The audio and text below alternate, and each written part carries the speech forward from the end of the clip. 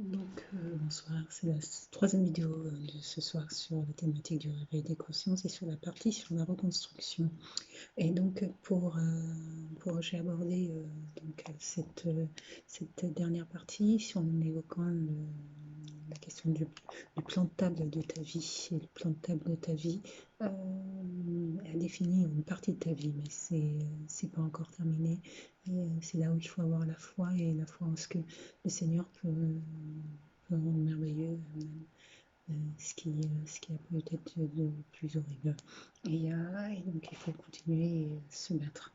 Et donc le plan de donc la reconstruction, il y a déjà un temps de réflexion, je dirais, de retrait, d'une part de manière pour la sécurité physique, puisque le risque c'est qu'au départ, ça soit la colère qui prenne le dessus, donc pour la personne dominante, en l'occurrence, la personne dominante, c'est le mari, et donc il y a un risque pour la personne dominée. Sur les risques physiques au départ.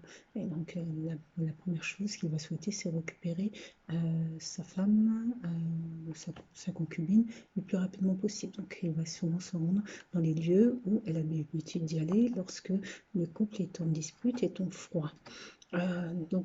Déjà, c'est déjà l'isoler de sorte à ce qu'il ne puisse pas déjà la retrouver. C'est pour une question de sécurité physique, elle et puis les enfants. Et quand la colère sera redescendue, bien sûr, ça veut dire éviter les lieux, notamment au niveau des membres de la famille, puisque ce sont les premiers lieux où il va se rendre. Donc ça veut dire que véritablement, ce qu'il est préférable, c'est plutôt de s'orienter vers un secteur associatif pour véritablement l'écarter, l'éloigner de son environnement et qu'elle puisse avoir une véritable rupture. Qu'elle puisse vraiment être protégée dans le lieu où elle va se trouver. Il lui faudra à elle un temps de réflexion et un temps de rupture, temps de réflexion bien sûr, qui lui permet d'avoir des revirements de position, notamment des doutes sur le fait de partir ou pas parce qu'il y a des enfants et qu'elle a la crainte de savoir ce qui va se passer, quel sera l'avenir de ses enfants et comment elle va faire pour vivre. Et donc tous ces éléments-là, elle va avoir besoin d'avoir des informations claires pour pouvoir la rassurer. Puis il y a surtout, je pense, pour le coup, c'est le père de mes enfants. Bon, il faut qu'elle retourne pour essayer. Il y aura pas mal d'appels téléphoniques, je pense, des membres de la famille pour la mobiliser pour un retour à son domicile. Et donc cette période-là est une période, je pense, assez difficile puisque c'est là où elle va devoir s'accrocher et maintenir sa, sa position. Parce que bien souvent, quand elle quitte le foyer, c'est toute une période de crise, donc de violence. Et quand cette période de crise, de violence passe, il arrive des moments de doute. Donc l'éloigner de son environnement, euh, ce qui est préférable. Je ne suis pas moi favorable à ce qu'elle reste au domicile, puisque si elle reste au domicile, il sait où la retrouver. Donc s'il sait où la retrouver, il y a même un risque de vie ou de mort pour sa compagne ou son épouse. Donc il est préférable que ce soit elle qui quitte le domicile, simplement pour qu'elle ne puisse pas la retrouver. Il n'est pas possible de mettre un policier à chaque porte, dans chaque porte de chaque compagne ou épouse violentée. Euh, le plus simple, je pense, c'est plutôt l'éloignement vers une structure ou un dispositif méconnu de tout le monde, dont elle-même et puis son entourage. Et donc, elle aura des moments de doute, des moments où elle souhaitera revenir sur sa position. Il y a pas mal d'éléments sur lesquels il faut apporter des réponses, notamment sur le plan administratif, si elle est mariée, si elle vit en concubinage, s'il y a des enfants. Donc, tous ces éléments sont à prendre en compte par rapport à la suite. Parce que s'il y a des enfants, ça veut dire qu'il y a la question de la garde qui va se poser. Est-ce qu'il y a aussi la question de savoir s'il y a nécessité ou pas de mettre un dispositif de protection de l'enfance. Tous ces éléments sont de toute manière à prendre en compte pour pouvoir au mieux gérer la situation parce que de toute manière s'il y a des enfants elle sera amenée à revoir donc le père de ses enfants dans le cadre des procédures judiciaires qui seront après entreprises. Bon, ce qui complexifie, c'est sûr, la situation de violence, si elle est, d'autant plus si elle est dans la crainte, voilà, de représailles.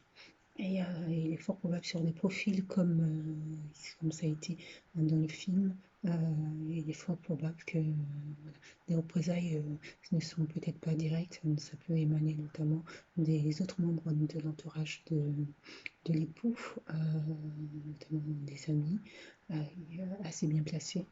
Et donc, voilà, ça c'est tout un ensemble d'éléments à prendre en compte et il ne faut surtout pas qu'elle soit seule et isolée dans cette difficulté, sinon euh, elle ne pourra pas s'en sortir. Donc sur le plan administratif, ça va être également de voir si sur le plan administratif, vraiment purement administratif, hein, beaucoup de femmes qui ne travaillent pas éventuellement relèvent de la sécurité sociale de leur conjoint.